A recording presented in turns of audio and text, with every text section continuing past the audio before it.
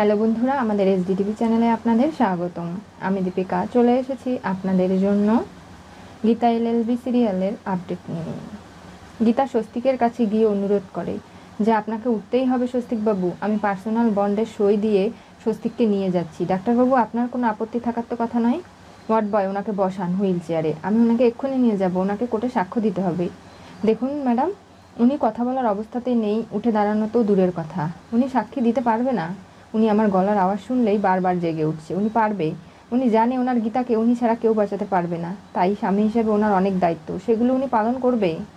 এই বলে গীতা স্বস্তিককে হুইল চেয়ারে বসিয়ে হাসপাতাল থেকে বেরিয়ে যায়। এই খবরটা কৃপানের বাবাকে কেউ দিয়ে দেয় আর বলে যে কি করব স্যার, গীতা তো স্বস্তিককে নিয়ে বেরিয়ে গেছে, এখন ওদের উড়িয়ে দেই? ঠিক আছে, কোনোভাবেই যেন বাঁচতে না পারে। এরপরে গীতা স্বস্তিককে নিয়ে এগিয়ে যাচ্ছে। নানাভাবে গুন্ডারা এসে গীতার ওপর অ্যাটাক করতে শুরু করে। গীতা মারধর করে তাদের, আবারও কিছুটা দূর এগিয়ে যায়। এরকম করে গীতার পথে বারবার বাধা হয়ে দাঁড়াচ্ছে সেই গুন্ডাগুলো ভাড়াটে। কোর্টে কেস শুরু হয়ে গেছে। সেখানে অগ্নিজিৎ মুখার্জি বলছে ত্রিকোণ প্রেমের কারণেই এই আদালতে আজকে সবাই উপস্থিত। সার্থিক মুখার্জি এবং গীতার কারণেই নাকি স্বস্তিক মুখার্জি বড়ি হয়ে গেছে, আর আজকে তার এই অবস্থা। তাই তাকে তো কোর্টে আনা যাবে না কোনোভাবেই, সে অসুস্থ, সে বয়ান দিতে পারবে না, আর এখানে এসে সে আরও বেশি বড় ক্ষতির সম্মুখীন হতে পারে, তাই তাকে আনা হয়নি।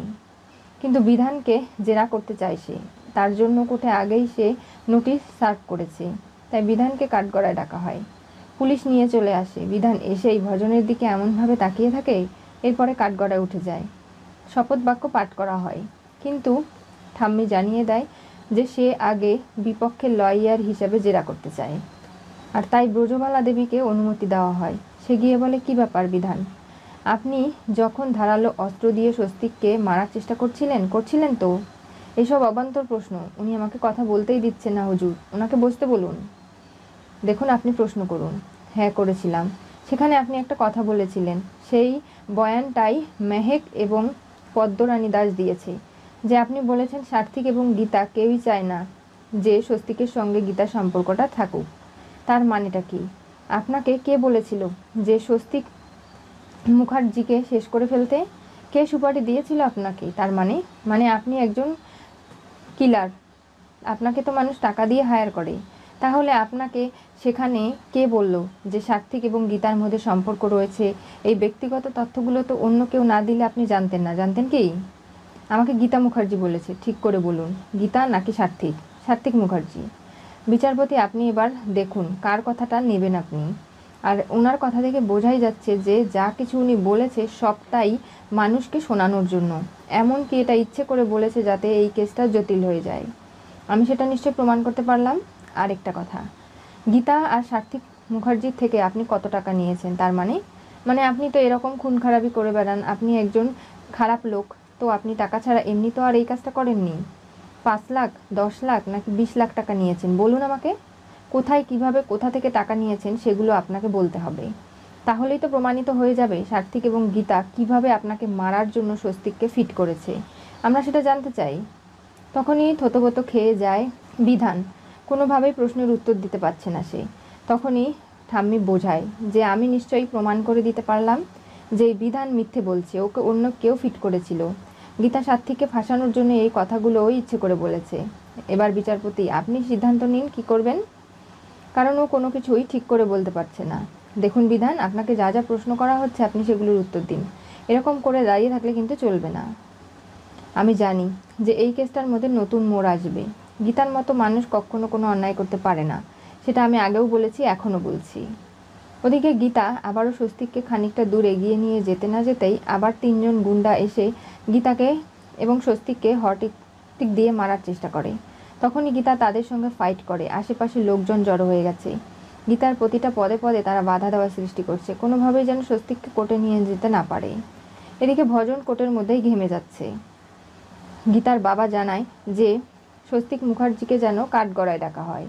অগ্নিজিৎ রেগে যায়, বলে ও অসুস্থ, কোনোভাবে এখানে এসে সাক্ষ্য প্রমাণ দেওয়ার অবস্থায় স্বস্তিক নেই, আপনারা কেন ওকে নিয়ে টানাহেঁচড়া করছেন? আর কোনোভাবে এটা কিন্তু করা যাবে না, ওর একটা লাইফ রিস্ক হয়ে যেতে পারে। একবার ও বিপদ থেকে উঠেছে, আবার যদি এসে বিপদে পড়ে ওকে বাঁচানো যাবে না। দেখুন, স্বস্তিক মুখার্জি যেহেতু এই সব কিছুর একজন সব থেকে বড় সাক্ষ্য, তার কথা শোনাই হলো না, তাতে আপনি কি করে বুঝলেন যেটা ত্রিকোণপ্রমের ব্যাপার? আমাদের লার্নেড ফ্রেন্ড ব্রজবালা দেবী সে কিন্তু বুঝিয়ে দিল। আপনাকে তো রাখতে বলেছিল মনে, যে কি কি হতে পারতো আর কি কি হয়েছে, সবটাই সাজানো নাটক। তাহলে আপনি কেন এখন পর্যন্ত স্বস্তিক মুখার্জিকে এখানে এনে হাজির করতে পারলেন না? আমি হুজুরের কাছে প্রার্থনা করব ওনাকে মেডিকেল সাপোর্ট দিয়ে হলেও যেন কোর্টে এনে হাজির করা হয়, কারণ আমরা ওনার বয়ান শুনতে চাই। ওনার উপর নির্ভর করছে অনেকগুলো জীবন। ব্রজবালা সবার সামনে প্রমাণ করে দিল যে সে একজন কত ভালো লয়ার, যার কাছে অগ্নিজিৎ মুখার্জিও হার মেনে গেল। সবাই তো বলা বলি করছে যে অগ্নিজিৎ এবং তার মা মুখোমুখি লড়াই করছে, এগুলো নিয়ে লোকে তো হাসাহাসি করবে, এটা তো করা ওদের উচিত হচ্ছে না। ওদিকে গীতা যখন স্বস্তিককে নিয়ে প্রায় পৌঁছেই যাবে কোর্টে, ঠিক সেই মুহূর্তেই গীতা স্বস্তিককে বাঁচাতে গিয়ে নিজে আহত হয়, মাথায় আঘাত লাগে তার। নিজের সমস্ত দুঃখ কষ্টগুলোকে ভুলে স্বস্তিককে সুস্থভাবে হুইল চেয়ারে বসিয়ে করতে চলে আসে সে। যখনই অগ্নিজিৎ বলে যে আর একটা ডেট দিন, যাতে করে আমি নিজেকে এবং এই কেসটার সত্যতা যাচাই করতে পারি, আর তার জন্য তখনই গীতা চলে আসে, বলে না হুজুর, আমি চলে এসেছি। স্বস্তিক মুখার্জিকে আনতে আমার একটু দেরি হলো বটে, উনি অসুস্থ, আমি পার্সোনাল বন্ড দিয়ে ওনাকে এখানে এনেছি। অগ্নিজিৎ রেগে যায়, বলে তুমি নিজের কার্য হাসিল করার জন্য এরকমটাও করতে পারলে? দেখলেন হুজুর, এই গীতা এই কেসটা জেতার জন্য কি করছে না করছে। আজকে যদি এই স্বস্তিকের কোনো বিপদ হয়ে যায়, ও যদি এখানে শেষ হয়ে যায়, তাহলে এর দায় কে নেবে? আরেকটা খুনের চার্জ গীতা এলএলবির ওপরে আছে, সেটা কি ভালো হবে? গীতা এগুলো ভাবনা চিন্তা না করেই স্বস্তিককে এনেছে। আপনি এই সব কিছুর সঙ্গে যুক্ত অগ্নিজিৎ মুখার্জি, সেটা খুব প্রমাণ হয়ে যাবে। আপনার ছেলে যখন বয়ান দেবে তখন পারবেন তো আপনি ঠিক থাকতে? কি বলতে চাইছেন কি? এভাবে ব্যক্তিগত আক্রোশ এখানে দেখানো যাবে না। স্বস্তিক মুখার্জিকে কাঠগড়ায় তোলা হোক। তখন পুলিশ এবং গীতা গিয়ে স্বস্তিককে কাঠগড়ায় তোলায়। অগ্নিজিৎ বলে, আমি ওনাকে ক্রস চেক করতে চাই। তার মানে আপনি ওনাকে জেরা করবেন এখন? উনি অসুস্থ, উনি তো কোনো প্রশ্নের উত্তর দিতেই পারবেন না, তাতে কি হয়েছে? আপনি যখন ওনাকে কাঠগড়ায় আনতে পেরেছেন তখন ওনাকে সমস্ত প্রশ্নের উত্তর দিতে হবে, তা না হলে ওই সাক্ষীর কোনো সাক্ষ্য গ্রহণ করা হবে না, এমনকি কোনো কথাই ওনার গ্রহণযোগ্যতা পাবে না। সেটা নিশ্চয়ই আপনি চান না? গীতা অবাক হয়ে যায়, বলে এসব কি করছেন আপনি? সার্থিকও বাধা দেয়, বলে দেখুন ও অসুস্থ, ও চোখ খুলে তাকাতে পারছে না, ও বসে আছে চোখ বন্ধ করে। আপনি কি করে পারবেন বাবা হিসাবে ছেলের এরকম করে ক্ষতি করতে? ও তো অসুস্থ হয়ে যাবে আরও বেশি। হোক, তারপরে ওকে জেরা করাটা আমার জরুরি, আমি সেটা করবই। গিনি এই সমস্ত কিছু দেখে অবাক হয়ে যাচ্ছে। কাবি এবং পদ্ম দুজনেই বুঝতে পারলো যে ব্রজবালা সবটা প্রমাণ করে দিল, গীতা যেটা বলেছিল সেটাই ঠিক। তাদের ইচ্ছে করে শুনিয়ে শুনিয়ে এই কথাগুলো বলেছিল সেই ভাড়াটে গুন্ডা বিধান, আর সেটা আজকে কোর্টে প্রমাণ হয়ে গেল।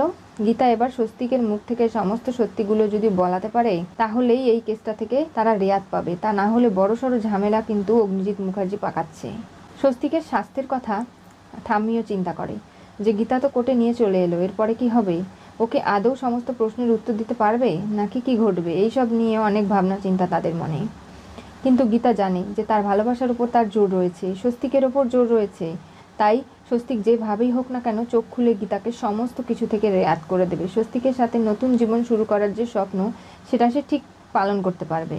এদিকে ভজন সমানে ঘেমেই যাচ্ছে, কারণ ভজনের বিরুদ্ধে যে প্রমাণগুলো গীতার কাছে রয়েছে সেগুলো এখন পর্যন্ত গীতা দেখায়নি, আর সেগুলো দেখালে ভজনেরও কিন্তু বিরুদ্ধে লিগ্যাল অ্যাকশন নেওয়া হবে।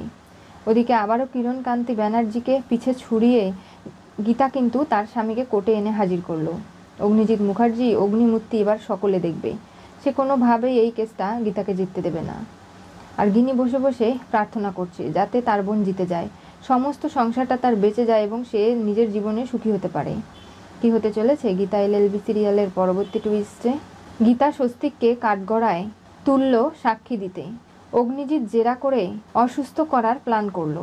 গীতা আজকে যেভাবে নিজের প্রাণের ঝুঁকি নিয়ে তার স্বামীকে কোর্টে এনে হাজির করেছে, সত্যি তা খুঁজে বের করতে, যাচাই বাছাই করতে, তাই মহামান্য বিচারপতির কাছে অনুরোধ করে যে আমাকে একটা সুযোগ দেওয়া হোক। সার্থিক মুখার্জির সঙ্গে আমার কোনো সম্পর্ক নেই, সে শুধুমাত্র আমার ভাসুর ঠাকুর হয়, আর আমি সার্থিক মুখার্জির বউ, যার সাথে আমি স্বস্তিক মুখার্জির বউ, যার সঙ্গে আমার বিয়ে হয়েছে, ভালোবাসার সম্পর্ক রয়েছে। আমি চাই না আমাদের এই সম্পর্কটাকে কেউ কলুষিত করুক। তাই যেভাবেই হোক না কেন এই কেসটাতে খুব সূক্ষ্মভাবে বিচার বিশ্লেষণ করে যেন রায় দেওয়া হয়, কারণ স্বস্তিক আমার পাশে রয়েছে। আমি জানি যে আমি সৎ, আমি কোনো অন্যায় করতে পারি না। এই কোর্টে দাঁড়িয়ে আমি অনেক কেস লড়েছি অন্যায়ের বিরুদ্ধে, আর সেই মানুষটা কী করে অন্যায় করতে পারে? অগ্নিজিৎ চাইছে স্বস্তিককে আরও বেশি করে অসুস্থ করে দেবে। তার কাছে কেস যেটা তাই সব থেকে বড়।